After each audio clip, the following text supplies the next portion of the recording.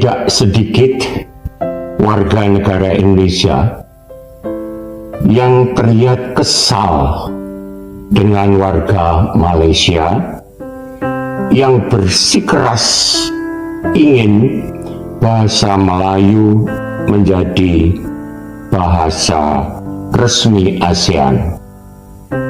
Associations of Southeast Asian Nation atau Perhimpunan Bangsa-Bangsa Asia Tenggara. Padahal masyarakat Malaysia sendiri justru terbiasa menggunakan bahasa Inggris untuk sehari-hari.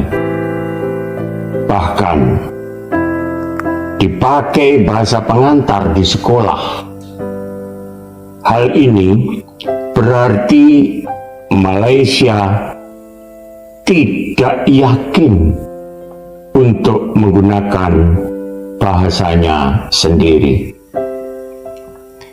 Hal tersebut muncul karena Menteri Pendidikan, Kebudayaan, Riset dan Teknologi Mendikbud Ristek Nadiem Makarim yang menolak bahasa Melayu sebagai bahasa resmi ASEAN.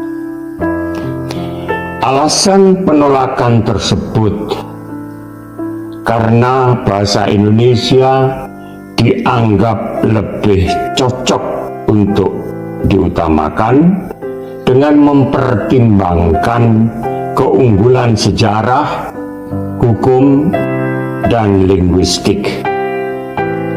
Bahasa Indonesia telah menjadi bahasa yang diakui secara internasional.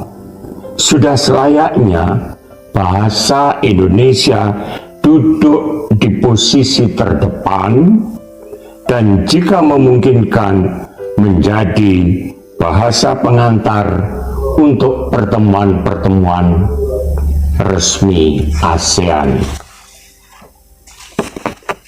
Semua alasan itu disampaikan Nadiem Makarim secara langsung saat Menteri Malaysia Datuk Seri Ismail Sabri Yaakob melakukan kunjungannya ke Indonesia.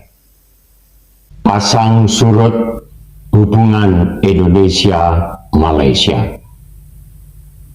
Hubungan Indonesia dan Malaysia beberapa kali mengalami pasang surut, walaupun dikatakan serumpun, tetapi tidak selamanya baik. Adapun konflik-konflik yang terjadi berkaitan dengan perebutan sumber ekonomi seperti di Sibadan dan Likitan. Masalah lintas batas Ambalat, illegal logging, dan human trafficking.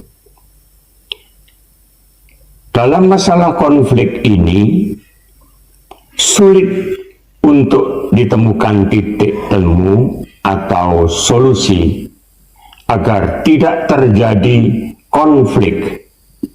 Penyelesaian hanya dilakukan dalam keadaan yang bersifat reaktif dan sporadis tanpa penyelesaian secara menyeluruh. Persoalan yang sering terjadi dan belum menemukan titik temu adalah tentang kebudayaan. Walaupun dari peta geografis Indonesia dan Malaysia berdekatan dan memiliki julukan serumpun dengan budaya yang hampir sama, sering terjadi akulturasi budaya. Kesamaan yang menonjol itu seperti bahasa, agama, kebudayaan, dan pekerjaan. Persoalan Malaysia mengklaim budaya Indonesia ini tidak satu faktornya adalah Indonesia tidak menjaga dengan baik budaya sendiri, di mana masyarakat Indonesia jarang untuk mengekspos kebudayaannya sendiri. Kesadaran masyarakat Indonesia untuk menjaga budaya dan juga memperkenalkan budaya Indonesia sangat minim, apalagi di era globalisasi ini. Masyarakat lebih mengarah ke budaya asing sesuai dengan perkembangan zaman. Dengan kurang pedulinya untuk menjaga kebudayaan, maka negara asing pun mengklaim kebudayaan Indonesia. Masyarakat Indonesia memiliki kebiasaan, jika kebudayaan diklaim oleh negara lain, barulah masyarakat Indonesia gencar untuk memperkenalkan budaya tersebut. Pembelajaran tentang budaya memang harus diutamakan sejak dini untuk mengetahui betapa pentingnya memperkenalkan dan menjaga budaya Indonesia, khususnya budaya lokal. Konflik dan klaim budaya ini masuk dalam ranah politik. Langkah politik ini dianggap lebih efektif untuk menyelesaikan persoalan dibanding dengan menggunakan langkah hukum yang sangat lama untuk menemukan jalan keluar. Agar kebudayaan tidak diklaim oleh negara lain, maka harus dipatenkan dengan memenuhi 3 syarat, yakni baru atau new, penemuan atau inventif, dan berguna atau useful. Untuk itu pula lah konflik budaya bisa diatasi dengan promosi budaya. Warisan budaya yang hendak diklaim Malaysia. Upaya Malaysia mengklaim warisan budaya Indonesia kembali menjadi sorotan. Menko Bidang Pembangunan Manusia dan Kebudayaan, Muhadjir Effendi, mengatakan, Reok Ponorogo telah menjadi kebanggaan seluruh rakyat Indonesia, hendak diklaim oleh Malaysia. Reok tercatat di Organisasi Pendidikan, Keilmuan, dan Kebudayaan PBB atau UNESCO. UNESCO secara resmi menetapkan pencak silat dari Indonesia sebagai warisan budaya tak benda. Selain itu, wayang kulit pun juga akan diklaim oleh Malaysia. Lagu Rasa Sayangi juga pernah diklaim oleh Malaysia. Selain itu, pihak Malaysia juga mengklaim tari pendek, tari piring, tari tortor, dan juga angklung. Angklung telah diakui sebagai warisan budaya dunia oleh UNESCO bersama wayang, keris, dan batik. Masyarakat Indonesia juga sempat berang karena batik juga diklaim pihak Malaysia.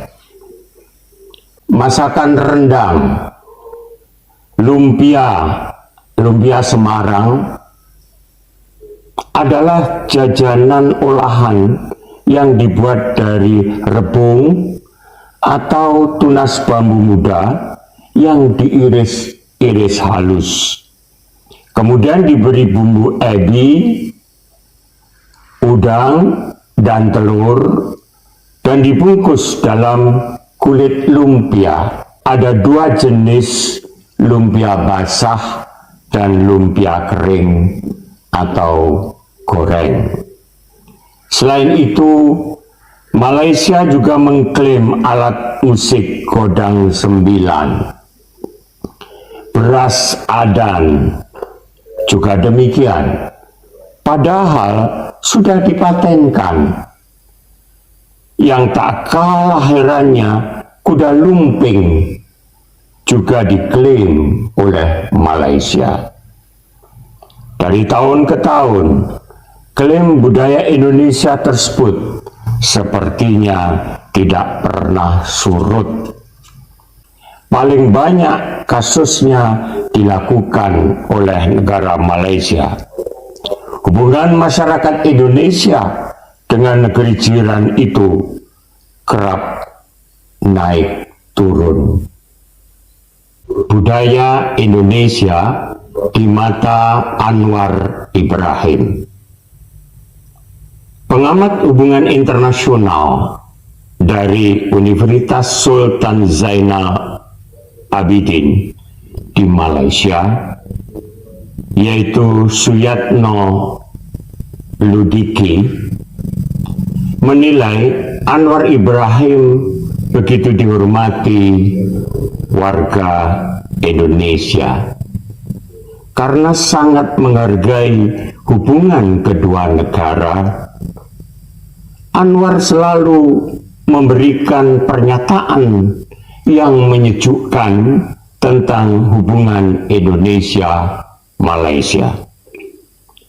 Perdana Menteri Malaysia itu, Anwar Ibrahim, juga sering menunjukkan secara terbuka kekaguman terhadap Indonesia. Dan Anwar Ibrahim juga konsisten menghormati peran sentral Indonesia di kawasan. Selain itu, Anwar memiliki hubungan pribadi yang hangat dengan politikus di Indonesia, baik yang aktif di pemerintahan maupun di luar. Dan Perdana Menteri Anwar Ibrahim sangat menghormati Presiden Joko Widodo. Di tangan Anwar Ibrahim itulah diharapkan tidak akan terjadi lagi Malaysia mengklaim budaya Indonesia. Semoga. Assalamualaikum warahmatullahi wabarakatuh. Teman-teman, kali ini video yang Pak ditampilkan adalah suatu pendapat ataupun nasihat bagi kita sendiri, bangsa Indonesia, dari seorang Dr. Sutanto Supiyadi, SHMH, yang merupakan salah satu atau putra bangsa yang sangat aktif dalam mencintai Indonesia secara budaya, ekonomi, dan politik. Dalam kiprahnya yang dilakukan, Bapak Sutanto ini selalu bangga dengan Indonesia itu sendiri. Maka beliau pun membuat suatu ulasan video ini untuk mengingatkan kita bahwa budaya, tradisi yang ada di Indonesia ini yang beraneka ragam, ini perlu kita lestarikan, perlu kita kembangkan, dan perlu kita dokumentasikan, supaya ada negara-negara lain di luar Indonesia yang ingin mengakui bahwa budaya tersebut adalah budaya mereka, maka kita bisa memiliki bukti yang kuat akan hak klaim tersebut. Inilah yang kurang dari Indonesia, di mana kita sering terlena. Ketika terjadi klaim, barulah kita bertindak.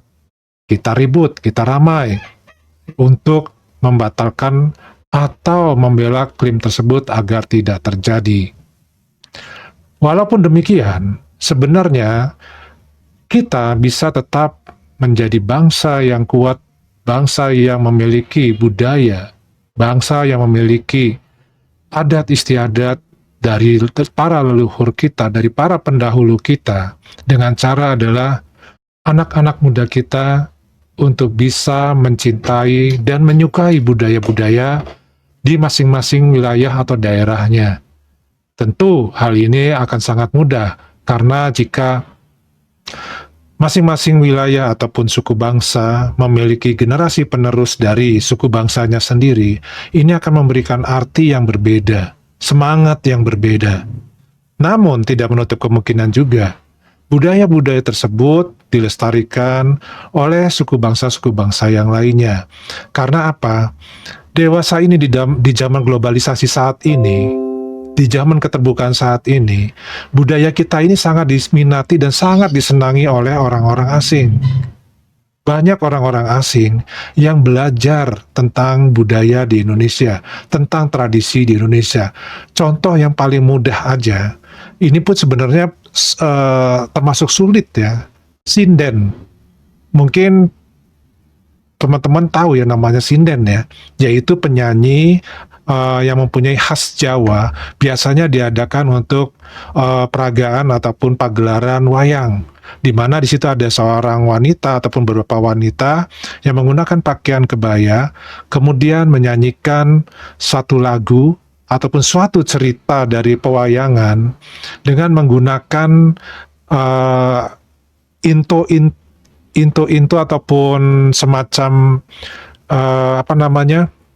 suara yang berbeda sekali dengan menyanyikan sesuatu yang biasa, sehingga di sini memerlukan suatu keahlian khusus. Dan ini beberapa warga asing, baik itu dari Rusia, Amerika, setahu Pak D ya, juga dari Jepang, belajar dan mampu untuk melakukannya. Bahkan dari Jepang ada seorang wanita yang sangat apik memainkan gendang di acara pagelaran wayang Semalam Suntuk. Ya, ini contoh yang mudah sekali. Kemudian juga ada budaya. Kita tahu yang namanya musik dangdut, dan telah diakui dan tercatat di UNESCO, dangdut adalah termasuk milik Indonesia yang didaftarkan sebagai hak warisan Indonesia, bukan benda. Dan dangdut ini sudah banyak digemari, sudah banyak diikuti oleh warga asing, baik itu di Jepang, kemudian di Korea, di Amerika sendiri, dan di Australia. Banyak artis-artis dari luar negeri ini yang belajar ke Indonesia khusus untuk musik dangdut itu sendiri. Nah, bagaimana dengan orang kita sendiri? Ya, jangan mau kalah dengan mereka. Bahkan ada beberapa pelajar, dalam hal ini orang yang sedang membuat gelar akademis S3 untuk gelar doktor, itu jauh-jauh dari Eropa datang ke Indonesia untuk mempelajari budaya Indonesia untuk gelar doktornya. Ya, ini semacam fakta yang tidak bisa kita tolak, bahwa memang orang luar negeri itu menyukai budaya kita. Nah, kita pun sebagai orang yang memang memiliki budaya itu sendiri, pada hakikatnya seharusnya kita lebih bangga lagi. Dengan cara bagaimana? Ya, mencintai. Minimal ya, kita selalu bisa menonton ya pagelaran-pagelaran kesenian daerah kita sendiri. Walaupun mungkin kita sendiri tidak bisa ikut andil di dalamnya, karena namanya budaya, namanya seni, itu adalah juga tergantung dari bakat kita sendiri. Nah, inilah harapan dari Bapak Sutanto tadi, bahwa kita jangan terlena menunggu diserang dari luar, menunggu klaim dari luar, dari negara luar, baru kita bertindak.